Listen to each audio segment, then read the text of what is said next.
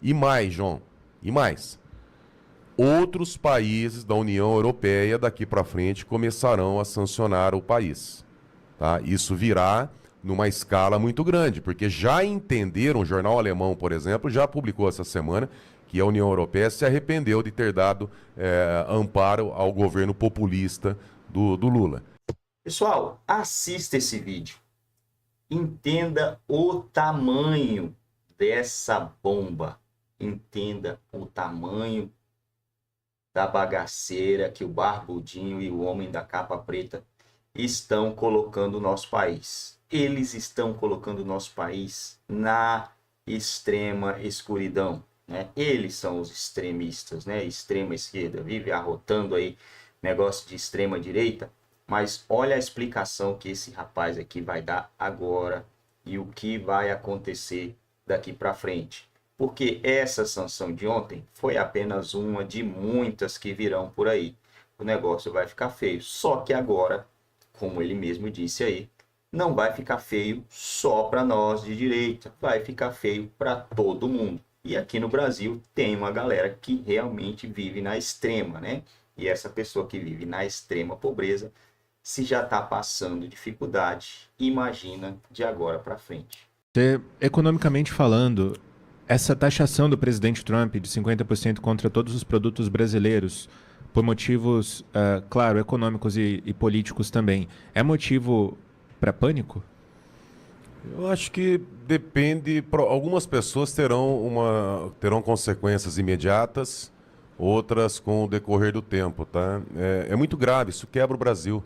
Com a taxação desses produtos nos Estados Unidos, o povo americano, o comércio americano, irá procurar outro comércio. Ficará muito caro, inviável esses produtos. Tá? Deixando de comprar os produtos brasileiros, deixa de entrar dólar no Brasil. Deixando de entrar dólar, né? Nós temos aí o encarecimento de preço, a fuga de mercado, a fuga de empresários. Enfim, é um caos para o país, tá? O Brasil não sei quanto tempo aguenta essa tarifação. Agora, o que mais me preocupa não é nem óbvio, né, que a aplicação dessa tarifa preocupa, mas o Lula ele está numa situação que ele não tem muita alternativa. Porque se ele não for para o ataque, para o embate, para o enfrentamento com os americanos, ele vai ser cobrado pela militância da esquerda. Porque a militância da esquerda não está preocupada com o Brasil. Se tivesse, não estaria apoiando a esquerda durante tantos anos, né? A militância da esquerda, ela quer mesmo o discurso, a narrativa para ir para as redes sociais e tacar fogo no parquinho, como a gente diz aqui. Tá? Então, se ele taxar os produtos americanos no que ele diz reciprocidade, meu Deus do céu, reciprocidade Brasil e Estados Unidos, né? Pega os aviões aí da FAB, que nem combustível tem para colocar no ar, olha a reciprocidade que esse descondenado que ele quer fazer, né? Mas se ele taxar, se ele partir para o enfrentamento e quebrar o país de vez, ele vai calar, ele vai dar ali uma resposta à militância e quebra o país. Se ele for mais comedido, se ele aceitar isso aí, e é simples, João, é simples. Como é que resolve isso aqui? Tá? Restaura a liberdade de expressão, tá? Volta a liberdade de expressão, anula, por exemplo, esse julgamento absurdo que declarou inconstitucional o artigo 19 do Marco Civil da Internet, que isso aqui é uma afronta ao direito à liberdade de expressão. É restaurar, é pautar no Congresso o projeto da anistia, ampla, geral e restrita, para acabar com esse golpe que eles deram. Tá? Então é anistia, ponto. Retorna a liberdade de expressão, que é princípio constitucional, veja, não é pedir demais, é cumprir a Constituição. E por fim, penalizar aqueles que armaram esse golpe, em especial o ministro Alexandre de Moraes, pautando o impeachment desse ministro no Supremo. O que o governo americano sinaliza com essa carta? É o cumprimento da Constituição, o cumprimento de tratados de direito internacional e a liberdade para o povo brasileiro. É a sinalização, é a cobrança, é o restabelecimento da ordem da liberdade de expressão. Não tem como, é impossível, não dá para acender a vela ali para dois lados, não dá para ter dois senhores, não dá para andar com Deus e o diabo. O Lula, ele escolheu o Irã, ele escolheu o Hamas, ele escolheu a China, ele escolheu Cuba, escolheu Venezuela, escolheu Nicarágua. Ele escolhe ditaduras. Não tem como escolher ditaduras e ter os benefícios da democracia. Ou o governo, o país, anda com ditadores e aí nós sofreremos, pagaremos um preço muito alto, ou nós respeitaremos a democracia, né, os direitos e garantias individuais. Só que o Lula, o Tratado de Direito Internacional, por exemplo, assinado pelo Pacto de São José da Costa Rica, tá, que o Brasil é signatário, ele diz logo no primeiro artigo, ele fala o seguinte: os Estados partes nessa convenção comprometem-se a respeitar os direitos e liberdades nela reconhecidos e a garantir seu livre e pleno exercício a toda pessoa que esteja sujeita à sua jurisdição, sem discriminação alguma, por motivo de raça, cor, sexo, idioma, religião, opiniões políticas ou de qualquer outra natureza. Estão entendendo? Todos os Estados Unidos ele não é signatário, apesar de fazer parte da OEA, mas todos os estados fazem parte da OEA, da Organização dos Estados Americanos, assinaram. Quase, tirando os Estados Unidos, enfim, o Brasil se comprometeu a seguir a respeitar as opiniões políticas de qualquer natureza. Então não tem como virar uma ditadura, um regime de exceção e querer os benefícios dos países democráticos. E mais, João, e mais. Outros países da União Europeia daqui para frente começarão a sancionar o país. Tá? Isso virá numa escala muito grande, porque já entenderam, um jornal alemão, por exemplo, já publicou essa semana que a União Europeia se arrependeu de ter dado amparo ao governo populista do Lula. Então, essa carta dos Estados Unidos mostra, deflagra para o mundo inteiro a ditadura brasileira. E essa medida, veja, numa situação estratégica, o Trump é estrategista, o governo americano é estrategista, eles não vão vir com a principal sanção. Eles vão começando de baixo. E já começaram com a aplicação de 50% na tarifa Moraes. Só que ainda teremos a aplicação da lei Magnitsky, tem outros institutos para serem aplicados, tem mais penalidades. Tá? Isso aí será uma escala. Imaginar que eles foram lá, não, aplica lá o aumento de tarifa de 50%, depois a gente vê o que faz? De jeito nenhum. Já levantaram tudo. Já levantaram onde é que foi parar o dinheiro, já levantaram a relação com o crime organizado, já levantaram as associações com atividades terroristas, já levantaram para onde é que foi o dinheiro das pessoas que têm parentes em escritório de advocacia, que andam com relógio de R$500 mil na mão. Já levantaram tudo, tudo. Tá? O grosso agora o Lula tem razão. Tá? O grosso, mas vai entrar, só que agora, por que que... óbvio que é ruim, né? É péssimo. Só que agora vai entrar para todo mundo. Até agora era para nós. Né? Até agora os ditadores estavam lá com o chicote na mão e nas costas da Dona Maria, do tio do algodão doce, do vendedor de sorvete, da rádio aqui, que nós estamos na mira. Tá? Agora não, agora o grosso é para todo mundo. Tá? Então, vamos ver se o Brasil acorda. E como, para finalizar essa parte do comentário, eu tenho o costume de tentar ver ali o lado cheio do copo em todas as situações. Quem sabe não seja essa a oportunidade que o Brasil tenha realmente para acordar e expurgar, nos livrarmos de toda essa corja que implementou essa ditadura e que atrasa o país durante tantas décadas. Quem sabe não é a oportunidade de pôr um fim no Foro de São Paulo. Obrigado, Bogo. Aqui nos estúdios, aqui comigo também, Cláudio Cofani, advogado e comentarista Auriverde Brasil. Cláudio, quero te ouvir sobre essa questão do presidente Trump taxando o Brasil em 50%. Bom dia, seja bem-vindo. Muito bom dia, João. Muito bom dia aos colegas de estúdio, essa enorme audiência da Auriverde no Brasil e no mundo. Uma das coisas mais importantes para começar na minha manifestação aqui é deixar bem claro o seguinte. O presidente Lula, ele é um político. Ele faz campanha política, ele disputa eleições políticas, ele defende um partido político e uma opinião política. O presidente Donald Trump, ele é um político. Ele disputa eleições políticas, representa um partido e uma ideologia política, ele faz discursos e tudo que ele faz é política. Foi eleito politicamente. O Supremo Tribunal Federal não é político. Está aí a desgraça de toda essa história.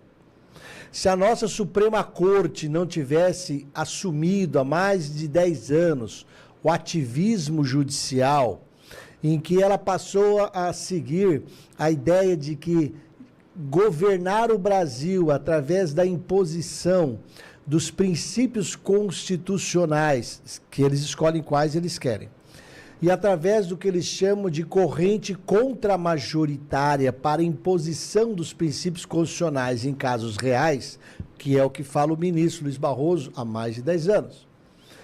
Se o Supremo Tribunal Federal não tivesse entrado naquilo que eu já citei muitas vezes nos últimos anos, um artigo científico produzido pelo ministro Ricardo Lewandowski, a partir de uma palestra que ele deu na Getúlio Vargas, em que ele falou lá em 2008, 2009, era do judiciário, começou a era do judiciário, em que ele faz uma digressão explicando que nos anos 80 foi a era do executivo, e que o executivo foi muito forte, 70 e 80 no Brasil, uma ditadura executiva.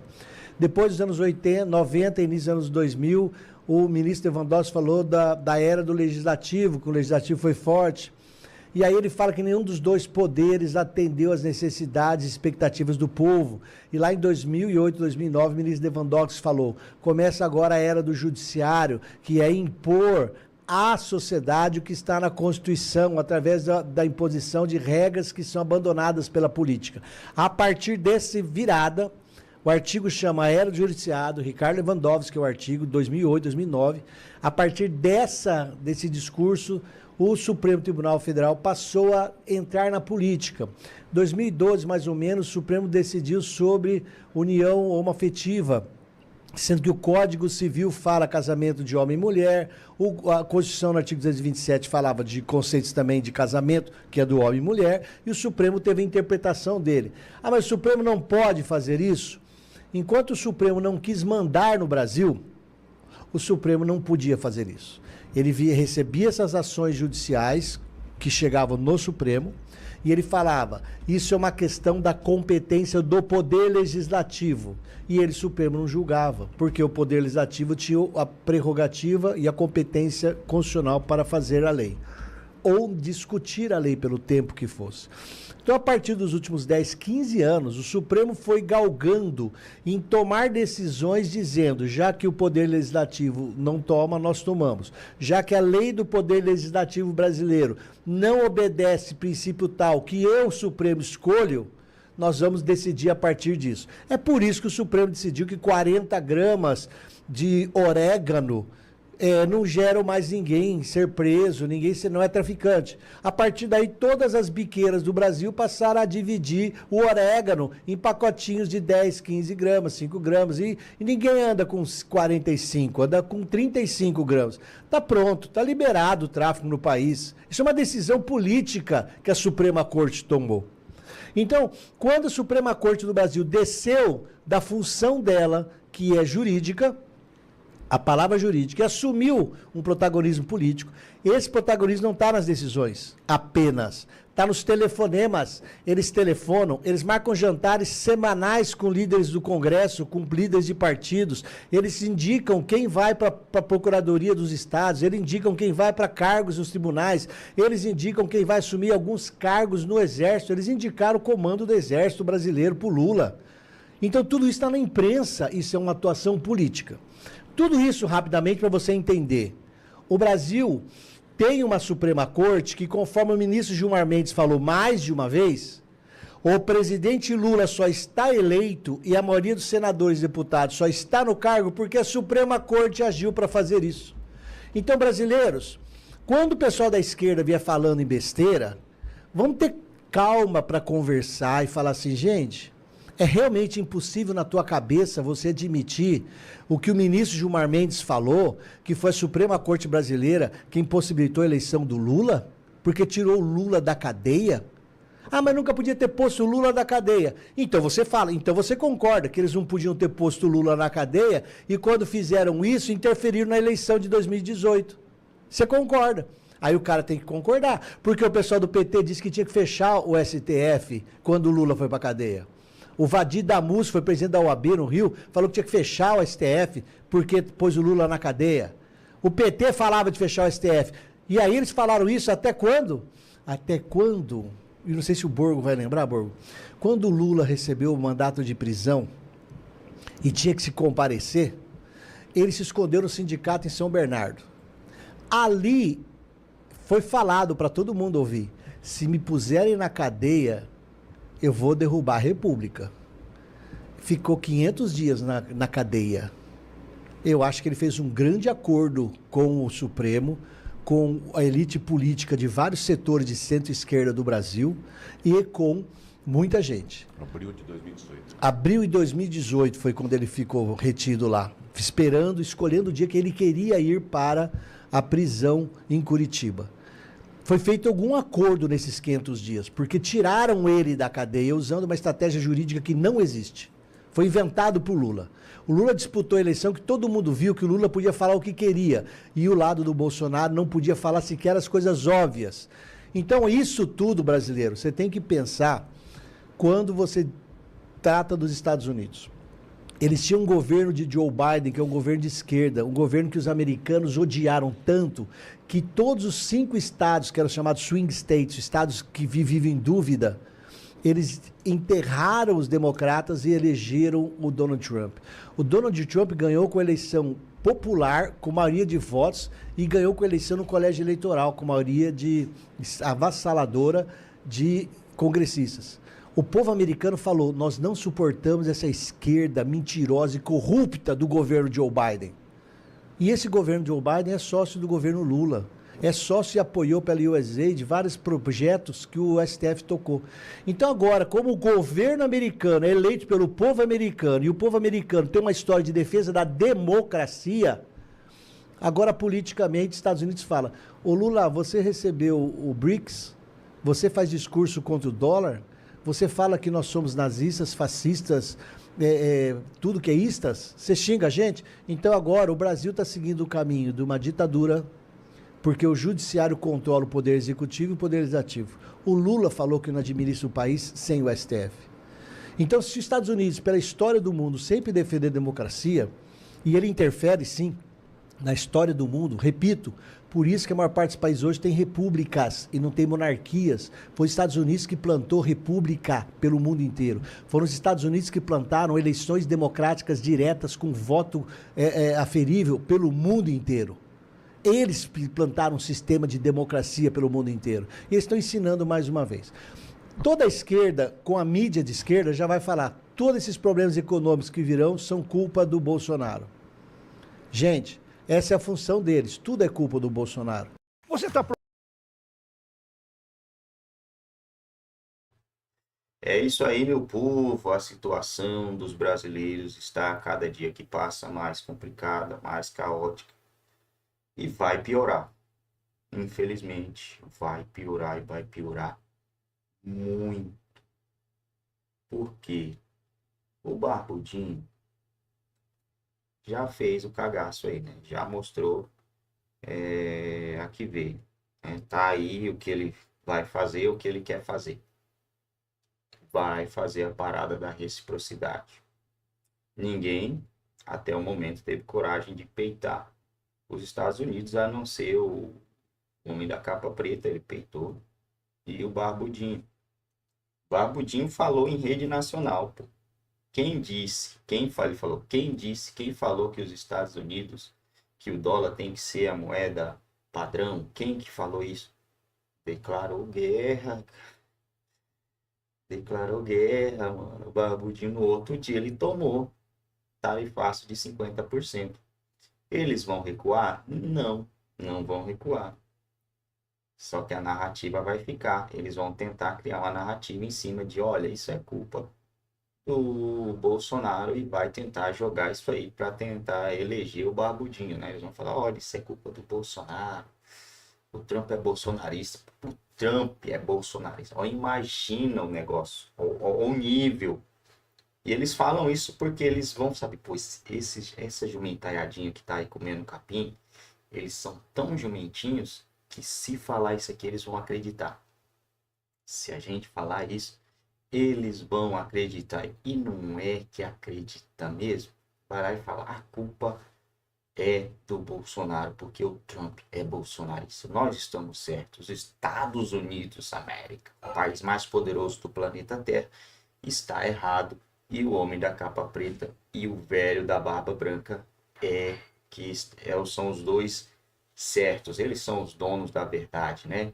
São os donos da verdade do planeta. Ninguém pode contra eles. O negócio é que virá também sanções da Europa, né? Vai chegar sanções europeias. E aí, o Brasil vai fazer negócio com quem? Vai negociar com quem? E é só o começo, né, gente? É só o começo. Olha, o alquimista estava lá junto com o terrorista, tirando foto, ditador. O Barbudinho defende essa turma aí. E, segundo a jumentaiadinha que está lá no mato comendo capim, eles é que estão certos, né? O Barbudinho e o alquimista está certo. Todo mundo está errado, somente eles estão certos. É complicada a situação, né? Eu queria entender a mente de um petralhado. Como tem na cabeça de um petralha. É algo surreal. O Barbudo declara ao vivo em cores guerra contra o dólar. Quem disse que o dólar tem que ser a moeda? Quem disse, cara pálida? Não é quem disse, não. Ele é há muitos anos, desde que eu nasci, que eu entendo por gente, não é quem disse que é, não. Aí o Trump, em resposta, fala, olha, o que eles estão fazendo, eles estão querendo, é como se eu perder essa batalha aqui, se eu não fazer nada, é como se eu perdesse uma guerra mundial. E realmente é. Se ele não fazer nada, ficar calado diante disso aí, vai enfraquecer a moeda do cara, e o cara não quer isso. E eu acredito que o Barbudinho fez isso já de caso pensado, fez isso esperando já receber essa sanção aí dos Estados Unidos. O cara não é burro, não é besta de falar isso daí e achar que ia ficar por isso mesmo. E aí vai fechar, infelizmente, provavelmente o país vai fechar.